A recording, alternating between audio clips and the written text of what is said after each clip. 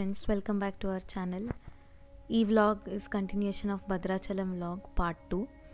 మొన్న వీడియోలో చూసినప్పుడు మనము భద్రాచలం దర్శనం అవన్నీ చూసుకున్నాము. Next vlog continuation of that. మేము ఏమేం ప్లేసెస్ చూసాము, ఎక్కడెక్కడికి వెళ్ళాము అన్న దాని గురించి మెయిన్గా ఉంటుంది ఇక్కడ.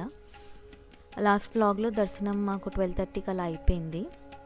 దర్శనం చేసుకొని అక్కడ చుట్టుపక్కల ఉన్న చిన్న టెంపుల్స్ అవి చూసుకొని బయటకు వచ్చేసరికి ఆల్మోస్ట్ 1 అయింది. అక్కడి నుంచి మేము ఫుడ్ కోసము చూస్తుంటే దగ్గరలో కరివేణి సత్రం ఉందని తెలిసింది. సో మేము కరివేణి సత్రంకి వెళ్ళిపోయి అక్కడ భోజనం చేసాము. ఆ రోజు ఫుడ్ చాలా చాలా బాగుండింది. టొమాటో పప్పు, టొమాటో పచ్చడి, రసం, వడియాలు అన్నీ వేసి చాలా బాగా పెట్టారు. చాలా టమ్మీ ఫిల్లింగ్గా అనిపించింది. అక్కడి నుంచి నెక్స్ట్ మేము పర్ణశాలకి, సీతమ్మ వారు నారచీరలు ఆరేసుకున్న ప్లేస్కి అవన్నీ చూడడానికి స్టార్ట్ అయ్యాము. భద్రాచలం నుంచి ఇది ఆల్మోస్ట్ 35 to 40 కిలోమీటర్స్ డిస్టెన్స్లో ఉంది ఈ ప్లేస్. బై కార్ మాకు ఆన్ రోడ్ 1 hour పట్టింది భద్రాచలం నుంచి అక్కడికి రీచ్ అవ్వడానికి. ఈ ప్లేస్లో ఏంటంటే పర్ణశాల, అమ్మవారు నారచీరలు ఆరేసుకున్న చోటు అవన్నీ ఉంటాయన్నమాట మనకి ఇక్కడ. సో ఈ ప్లేస్కి వచ్చేసాక ఇక్కడ నుంచి ఒక చిన్న బ్రిడ్జ్ లాంటిది ఉంటుంది. అది దాటి అటు వెళ్తే ఏ రాళ్ల మీద అయితే అమ్మవారు నారచీరలు ఆరేసుకున్నారో, ఆ తర్వాత రాములవారి పంచలో ఆరేసినవి ప్లేస్ అవన్నీ మనకి చూపిస్తారనమాట క్లియర్గా. ఆ రోజు చాలా క్యూ ఉండింది. ఇట్లా వెయిట్ చేసి అయ్యాక అటు వెళ్ళాము మేము. అక్కడ ఒక ఆయన కూర్చుని ఉంటారు. ఆయన మొత్తం ఎక్స్ప్లెయిన్ చేస్తారు ఈ ప్లేస్ సిగ్నిఫికెన్స్ ఏంటి, ఎక్కడ చీరలు ఆరేసుకున్నారు, ఇక్కడికి ఏ టైంలో వచ్చి ఉండేవాళ్ళు అవన్నీ చెప్తారు మనకి. ఇలా మెల్లిగా ఇక్కడ చూస్తున్నారు కదా, మార్క్స్ లాగా కనిపిస్తున్నాయి మనకి. అదే చీరలు ఆరేసుకున్న ప్లేస్ అన్నమాట. 6 చీర ఉన్నంత లెంత్ మనకి మార్క్స్ కనిపిస్తాయి. అలాగే సపరేట్గా ఇంకోవైపు పంచ గుర్తులు కూడా కనిపిస్తాయి. వాళ్ళు వాడిన బట్టలు ఆరేసినవి అవన్నీ మనకి క్లియర్గా కనిపిస్తాయి అక్కడ.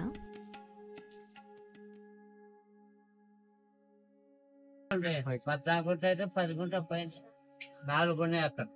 ఈ నల్లటి గీత కాబట్టేమో రాముల వారి ఒంటి పైన దండముగా చుట్టుకొని ఉదానికి వేసుకున్న కండవది 40 అడుగులు ఉంటుంది. ఆ చివరి మరబట్ట ఆ చివరి వరకు ఉంటుంది. ఇక్కడ సూరపన్నకని రాచెట్ని రత్నం సాయి ముక్కు చెరుకుంటుంది. అక్కడ పోతే ఎడమ చేతితోని 3 రాళ్ళు వేస్తారు. సీతమ్మ వారికి రాముల వారు పెట్టిన కష్టాలు మాకి మా కుటుంబం రాకుండా 3 రాళ్ళు వేయాలి. సీతమ్మ వారు రాముల వారు అక్కడి నుంచి ఇక్కడికి ఎందుకు వచ్చేవారంటే, ఒక నెలకు వచ్చే ఆడవాళ్ళు నెలకు 5 రోజులు దూరంగా ఉంటారు.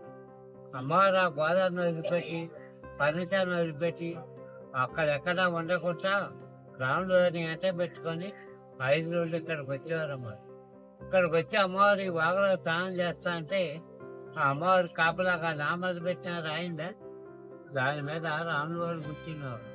అదే రాముల వారు కూర్చున్న సింహాసనం. అది వెంకాయం పాదాలు ఉంటాయి.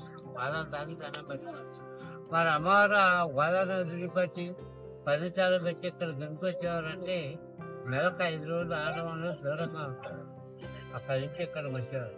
మరి అమ్మవారికి ఇక్కడ ఉన్నప్పుడు గడియలో బొట్టు పెట్టుకోవటానికి, పూజ చేసుకోవటానికి ఆ కాలాన పసుపు కుంకుమ, మరి ఆ కాలాన్ని ఇక్కడ ఇచ్చేవారు దాకా తెచ్చేవారు దాకా రసం సాగినట్టే ఒకటి పసుపు రాయి, ఒకటి కుంకుమ రాయి తెచ్చారు. అవి బట్టాపోయి చేతమ్మవారికి ఇస్తే ఒక చెట్టు కింద కూర్చొని రంగు ఇచ్చుకొని పొట్టు తెచ్చుకొని పొట్టు పెట్టుకోవాలి. ఇప్పుడు మీ అందరికీ ఇక్కడ దేవస్థానం కౌంటర్ దగ్గర ఇస్తారు. వెళ్ళేటప్పుడు తీసుకోండి. బయటకు వెళ్తే కనీసం మీకు డబ్బులు ఇస్తాను ఇచ్చేవాళ్ళు అది దొరకకూడదు. ఇక్కడికి వచ్చే వాళ్ళకే ఇస్తాను. అది మన ఇంటికి తీసుకొని మీ పూజగాలు దేవుడి దగ్గర పెట్టుకొని గన్నాదాకా అరగదీసి ఫస్ట్ మీ ఇంట్లో ఉన్న దేవుడికి బొట్టు పెట్టారు. ఆ తర్వాత మీరు ఆ బొట్టు పెట్టుకొని గడప దాన్ని బయటకు వెళ్తే మీరు అనుకున్న మంచి పనులు కూడా ఆటంకం ఒక నమ్మకం ఇక్కడ ఉండే స్థానం. చిన్న అయితే 30 రూపాయలు అయింది, పెద్ద అయితే మీ చుట్టాలకి మీ బంధువులు కావాలంటే ఇంకా పెద్ద అవుతారు. మీ ఇచ్చే 30 రూపాయలు 50 రూపాయలు అక్కడ దేవస్థానం కౌంటర్ దగ్గర.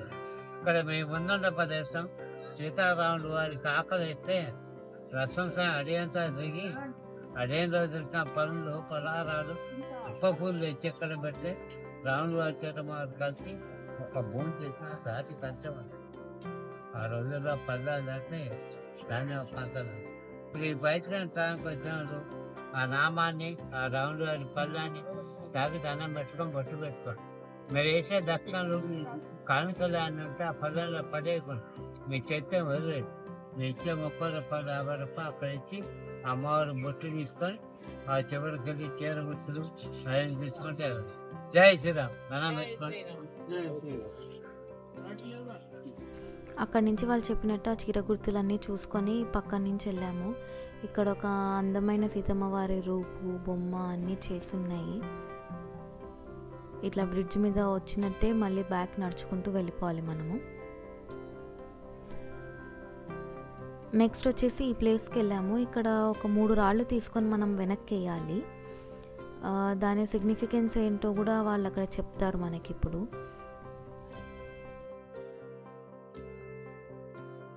చెప్పాలమ్మా.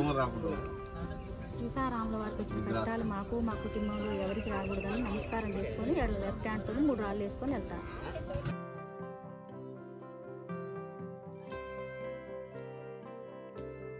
అలా మనం ఆ 3 రాళ్ళు అవి వెనక్కి వేసేసి అక్కడ నమస్కారం చేసుకొని కొంచెం చిన్న మార్కెట్ లాగా ఉండింది. అక్కడ చిన్న చిన్న షాపింగ్ పటాలు కానీ గాజులు మిస్లేనియస్ ఐటమ్స్ ఏమన్నా షాపింగ్ చేసుకోవాలి తీసుకెళ్ళాలంటే మనం కొనుక్కోవచ్చు. అలాగే అక్కడ వాళ్ళు చెప్పిన పసుపు రాయి కుంకుమ రాయి కూడా కొనుక్కున్నాం మేము. అవి తీసుకొని ఇంకా అక్కడి నుంచి పక్కనే ఇంకొక టెంపుల్ లాగా ఉంటుంది. టెంపుల్ అండ్ పర్ణశాల లాగా బొమ్మలు చేసినవి ఉంటాయి అన్నమాట. వేరే వేరే ఘట్టాలు రామాయణంలో ఏమైతే ఉన్నాయో అవన్నీ అందమైన బొమ్మలు చెక్కి ఉంటాయి మనకి. సో అవన్నీ కూడా చూసుకున్నాం. నెక్స్ట్ మేము అక్కడి నుంచి అక్కడ వీడియోగ్రఫీ నాట్ అలౌడ్. సో అలా వీలైనంత వరకు నేను కొన్ని చిన్న క్లిప్పింగ్ తీశాను. ఆ తర్వాత కొన్ని ఇమేజెస్ ఇన్సర్ట్ చేయడానికి ట్రై చేశాను. చూడండి. That's all for Bhadrachalam vlog friends. I hope మీకు ఈ వీడియో నచ్చింది అనుకుంటున్నాను. Keep watching and subscribe to our channel for more such vlogs in the future. Thank you.